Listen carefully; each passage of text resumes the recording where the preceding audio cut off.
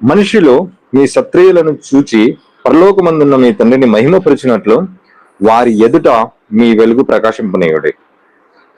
ధర్మశాస్త్రమునైనను ప్రవక్తల వచనములనైనను కొట్టివేయ వచ్చి తినని తలంచవద్దు. నెరవేర్చుటకే గాని కొట్టివేయుటకు నేను రాలేదు. ఆకాశమును భూమియు గతించిపోయిననే గాని ధర్మశాస్త్రమంతయు నెరవేరు వరకు దాని నుండి ఒక పొల్లైనను ఒక సున్నైనను తప్పిపోదని నిశ్చయంగా మీతో చెప్పుచున్నాను. కాబట్టి ఈ ఆజ్ఞలలో మిగుల అల్పమైన ఒక్క దానిని నైనను మీరి మనుషులకు అలాగున చేయు బోధించువాడెవడో వాడు పరలోక రాజ్యంలో మిగుల అల్పుడనబడును. అయితే వాటిని గైకొని బోధించువాడెవడో వాడు పరలోక రాజ్యంలో గొప్పవాడనబడును.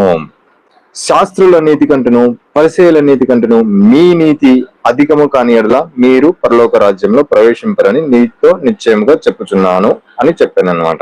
సో అయితే ఓల్డ్ టెస్ట్మెంట్ లో కొన్ని కమాండ్మెంట్స్ ఉన్నాయండి.